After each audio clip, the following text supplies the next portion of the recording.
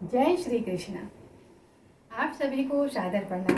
अपने YouTube channel पर आप सभी का हार्दिक स्वागत एवं अभिनंदन करते हैं। आप सभी को कृष्ण जन्मोत्सव की ढेर सारी शुभकामनाएं। भगवान श्री कृष्ण जी का आशीर्वाद आप सभी पर और संपूर्ण इस सृष्टि पे, इस जगत पर उनकी दया दृष्टि, उनकी कृपा दृष्टि, उनका आशीर्वाद सदा बना रहे। भगवान श्री कृष्ण जी का जन्म दिवस हम लोग बड़े धूमधाम के साथ मनाते हैं। पूरा भारतवर्ष, यहाँ तक कि अपितु बाहर अन्य देशों के लोग भी कृष्ण जन्मोत्सव को बड़े धूमधाम के साथ मनाया जाता है। भगवान विष्णु जी के 8वें अवतार भगवान श्री कृष्ण जी हैं। जब जब इस धरती माँ पर धर्म की हानि हुई है और अधर्म में वृद्धि हुई है, तब तब भगवान श्री हरि ने अलग अलग युगों में, अलग अलग रूपों में उन्होंने जन्म लिया है और इस धरती माँ पर उन्होंने अपनी कृपा दृष्टि बनाई है, अपनी दया दृष्टि बनाई है। धर्म की उन्होंने स्थापना की है और अधर्म का उन्होंने विनाश किया है। भगवान श्री कृष्ण जी का जन्म द्वापर युग में हुआ था। उनका जन्म भाद्रपद मास के कृष्ण पक्ष की अष्टमी को रोहिणी नक्षत्र में हुआ था। उनकी माता का नाम देवकी और उनके पिताजी का नाम वासुदेव है। देवकी माता कंस की बहन थी। कंस जो था वो मथुरा का राजा था और एक अत्याचारी राजा था।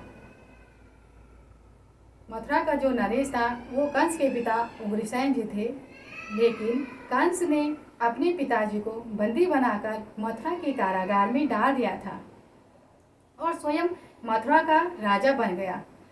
जब वो राजा बना तो उसने अपनी प्रजा पे, यानी कि मथुरा वालों पे उन्होंने बड़ा ही अत्याचार किया, बड़ा ही अन्याय किया। उनकी प्रजा बहुत दुखी रहती थी और जो कंस थे वो अपनी बहन देवकी से बहुत प्रेम करता था और अपनी बहन देवकी का विवाह वासुदेव जी से किया। बड़ी धूमधाम के साथ कंस ने अपनी बहन देवकी का विवाह वासुदेव जी से किया। तब आकाशवाणी होती है कि हे कंस, जिस बहन का विवाह तुम इतने बड़े धूमधाम के साथ कर रहे हो, उसी की 8वीं संतान के हाथों से तुम्हारा वध होगा। ये सुनकर कंस बड़ा ही व्याकुल हो गया और उसने तय किया कि मैं देवकी और वासुदेव को मथुरा के ही कारागार में बंदी बनाकर डाल दूंगा। वासुदेव जी के कई बार समझाने पर भी कंस नहीं माना। उन्होंने कहा कि मेरी जो भी संतानें होंगी मैं आपको उन्हें दे दूंगा, लेकिन कंस ने नहीं माना और देवकी और वासुदेव जी को बंदी बनाकर कारागार में डाल दिया। जैसे ही देवकी और वासुदेव जी की संतानें होती, वैसे ही कंस एक एक करके सारी संतानों का वध कर देता। जैसे ही देवकी माता की 7वीं संतान होने वाली थी, उसको भी कंस अपने हाथों से वध करना चाहता था और तभी भगवान विष्णु जी ने योग माया से कहा कि आप जाइए और देवकी के गर्भ से 7वीं संतान को निकालकर रोहिणी के गर्भ में डाल दीजिए। तब योग माया ने देवकी के गर्भ से 7वीं संतान को निकालकर रोहिणी के गर्भ में प्रवेश करा दिया। इस क्रिया को संकर्षण क्रिया कहते हैं। रोहिणी जो थी वो वासुदेव जी की पहली पत्नी थी और वो गोकुल में यशोदा जी के वहाँ रहती थी। इस प्रकार से उनकी 7वीं संतान का जन्म हुआ, जो बलराम जी कहलाए और कृष्ण भगवान जी के दाऊ भैया कहलाए। बलराम जी भगवान विष्णु जी के शेषनागी हैं, जिन्होंने कृष्ण द्वापर युग में कृष्ण जी के बड़े भाई के रूप में जन्म लिया। फिर उसके बाद माँ देवकी की 8वीं संतान होने वाली थी, यानी भगवान श्री कृष्ण जी का प्रकाट्य होने वाला था और भाद्र मास की कृष्ण पक्ष की अष्टमी को और रोहिणी नक्षत्र में भगवान श्री कृष्ण जी का जन्म होता है मध्य रात्रि में। जब उनका जन्म होता है तो बाहर बहुत बारिश हो रही थी। चारों तरफ घना अंधेरा छाया हुआ था सभी द्वारपाल खड़े हो रखे थे। जैसे ही माँ देवकी की 8वीं संतान होगी वैसे ही वो कंस को सूचना देंगे और कंस उसका भी वध कर देंगे। परंतु जब जैसे ही भगवान श्री कृष्ण जी का जन्म होता है तो उसी समय सभी जो द्वारपाल थे सारे गहरी निद्रा में चले गए, यहाँ तक कि कंस भी गहरी निद्रा में चला गया। और आकाशवाणी होती है कि हे वासुदेव, आप इस नन्हे से नवजात को लेकर यमुना के पार जाइए और गोकुल में माँ यशोदा के पास इनको पहुँचा दीजिए। वासुदेव जी वही करते हैं। वासुदेव जी के हाथों में जो बेड़ियाँ लगी थी वो स्वतः ही खुल जाती हैं। सारे जो बंदी जो कारागार था उसके सारे दरवाजे एक एक करके स्वयं खोलते जाते हैं और वासुदेव जी उस छोटे से नवजात शिशु को लेकर टोकरी में और अपने सर पे रखकर यमुना के पार ले जाते हैं। यमुना के पार जाते ही उन्हें दिखाई देता है कि यमुना का जो जल स्तर था वो इतनी तेज़ी से उफान कर रहा था, इतना ऊपर था कि वो चिंतित भी हुए कि इस जो इतनी भयानक जो बारिश हो रही है और यमुना का स्तर इतने ऊंचा है तो मैं इस छोटे से नवजात शिशु को कहाँ कैसे ले जाऊं। फिर उन्होंने छोटे से नवजात शिशु को अपने सर में रखा और यमुना में प्रवेश किया, क्योंकि माँ यमुना भी भगवान श्री कृष्ण जी के दर्शन करना चाहते थे। जैसे ही वासुदेव जी यमुना में गए तो जल स्तर बढ़ता ही जा रहा था, उनके ऊपर तक आ गया था। फिर भगवान श्री कृष्ण जी ने अपनी छोटी सी उंगली को माँ यमुना पे टच किया और माँ यमुना प्रसन्न होकर उन्हें प्रणाम कर कर उन्होंने जो ऊपर का बहाव था ऊपर ही रह गया और नीचे का जो बहाव था वो नीचे तक ही रह गया और बीच में उन्हें मार्ग दिया गया। इस प्रकार से वासुदेव जी छोटे से नवजात बालक को लेके गोकुल पहुँचे और माँ यशोदा के पास उन्हें वहाँ पे रख दिया। उस समय माँ यशोदा का भी एक छोटा सा नवजात हो रखा था, लेकिन माँ निद्रा में थी, उन्हें पता नहीं था। और वासुदेव जी उनकी पुत्री को लेकर मथुरा आ गए और कृष्ण भगवान जी को वहीं पे उनके पास रख दिया। फिर जैसे ही वासुदेव जी मथुरा आते हैं तो सारे जो कारागार के जो दरवाजे थे वो स्वयं बंद हो जाते हैं, उनके हाथों में हथकड़ी लग जाती है और जो द्वारपाल थे सभी की वो गहरी निद्रा से खड़े हो जाते हैं, जाग जाते हैं। कंस भी जाग जाता है। छोटी सी वो नवजात जैसे ही मथुरा के कारागार में पहुंचती है तो वो अपना रोना शुरू कर देती है। जैसे ही द्वारपाल बच्चे के रोने की आवाज़ सुनते हैं तो वो दौड़े दौड़े करके कंस के पास जाते हैं और कहते हैं कि देवकी का 8वां संतान हो गई है। कंस दौड़ा दौड़ा चला आता है और जब आता है तो देखता है कि ये तो एक कन्या है। फिर माता देवकी अपने भाई कंस से बहुत निवेदन करती है कि भैया ये तो एक कन्या है और आपका वध तो एक पुत्र के हाथों से होना है, तो आप इसको छोड़ दीजिए। लेकिन कंस ने कहा नहीं, आकाशवाणी तो हुई थी कि तुम्हारी 8वीं संतान ही मेरा वध का कारण बनेगी, मेरी मृत्यु का कारण बनेगी, तो चाहे वो कन्या हो चाहे वो पुत्र हो तो मैं इसका भी वध करूँगा। जैसे ही कंस ने अपने हाथों में वो छोटी सी नन्ही सी नवजात को लिया और नीचे धरती पे पटकना चाहा, वैसे ही वो छोटी सी नन्ही सी बालिका एक सुंदर सी देवी का अवतार लेकर सामने पे प्रकट हो जाती है, उनके हाथों से छूटकर, और कहती है कि हे कंस, तुम्हें मारने वाला गोकुल में जन्म ले चुका है। इस पर कंस बड़ा ही व्याकुल हो जाता है और अपने एक एक करके उनको गोकुल में कई राक्षसों को वहाँ भेजता है कि जितने भी इस तिथि को जो भी नवजात पैदा हुए थे उन सभी का वध कर दो।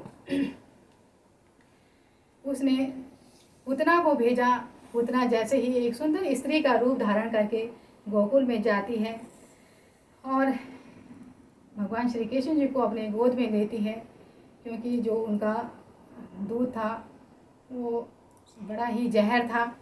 जैसे ही श्री कृष्ण जी को अपने दूध का पान करवाती हैं, वैसे ही भगवान श्री कृष्ण जी इतने जोर से उनके दूध का पान करते हैं कि वो अपने छुड़ा नहीं सकती है, और वैसे ही भगवान उसके पूरे शरीर से दूध के समय सारा रक्त भी पी जाते हैं और इस प्रकार एक भयानक राक्षसी पूतना का वध कर देते हैं।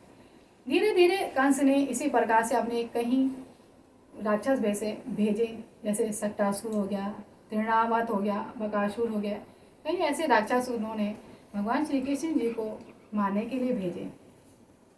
धीरे धीरे समय बीता गया, भगवान श्री कृष्ण जी बड़े होते गए और बाद में वो गोकुल छोड़ के नंदगांव आ गए। वहाँ उन्होंने कई अपनी लीलाएं की, जैसे गौचारण लीलाएं की, गोवर्धन लीलाएं की, गोपियों के साथ रास लीलाएं की।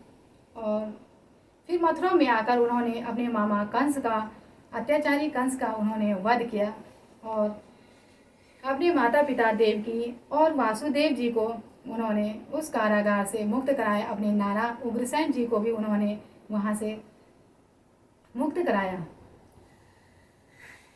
उसके बाद भगवान श्री कृष्ण ने सौराष्ट्र में अपनी नगरी का स्थापना की और वहाँ पे राज किया। उन्होंने पांडवों, आगे चलकर उन्होंने पांडवों की भी मदद की। कई बार उनको कई संकटों से उनकी मदद की। भगवान श्री कृष्ण जी ने अर्जुन को रणभूमि में उपदेश दिया, क्योंकि जब अर्जुन रणभूमि में गया तो उसने जब अपने चारों तरफ देखा कि ये तो मेरे सारे सगे संबंधी हैं, मेरे भाई हैं, तो मैं इनके साथ युद्ध कैसे करूँगा? मैं इनका वध करके अपने सर पे ये पाप नहीं ले सकता हूँ। तो इस प्रकार से वो काफ़ी विचलित हो गए थे। तब भगवान श्री कृष्ण जी ने उनको गीता में उपदेश दिया रणभूमि में कि यदा यदा ही धर्मस्य ग्लानिर्भवति भारत अभ्युत्थानं धर्मस्य तदात्मानं सृजाम्यहं परित्राणाय साधूनाय संभवामि युगे युगे। यदा यदा, जब जब भी इस धरती माँ पर धर्म की हानि होती है और अधर्म में वृद्धि होती है, तब तब मैं आता हूँ।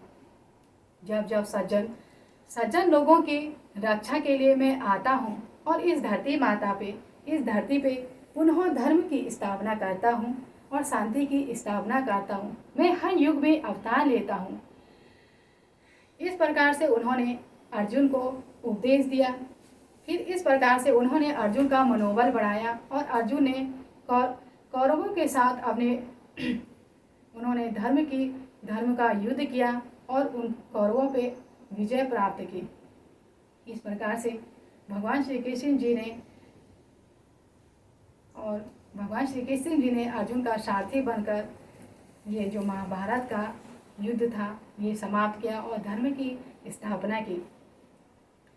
भगवान श्री कृष्ण जी के समकालीन महर्षि वेदव्यास जी ने भगवद गीता और महाभारत जैसे महानतम ग्रंथों की रचना की, जिसमें हम अच्छी तरह से जान सकते हैं कि भगवान श्री कृष्ण जी के चरित्र, उनके गुणों को हम अच्छी तरह से समझ सकते हैं।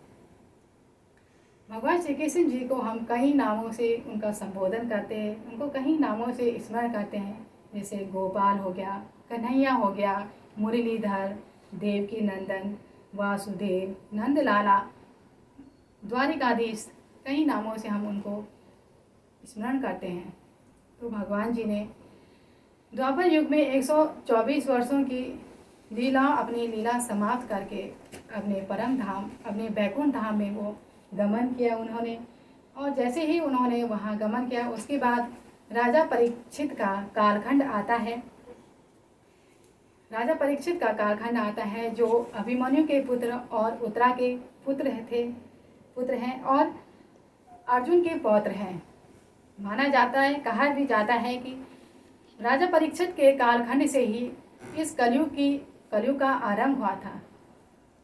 और हमारे श्री कृष्ण भगवान जी की इन लीलाओं की, उनके इन मनमोहक लीलाओं का हम बारंबार उनको प्रणाम करते हैं, उनके नामों के साथ उनका स्मरण करते हैं। और अपनी वाणी को इतना ही विराम कर देती हूँ आपको एक और नई जानकारी के साथ। हरे कृष्णा कृष्णा कृष्णा हरे हरे, जय श्री कृष्ण।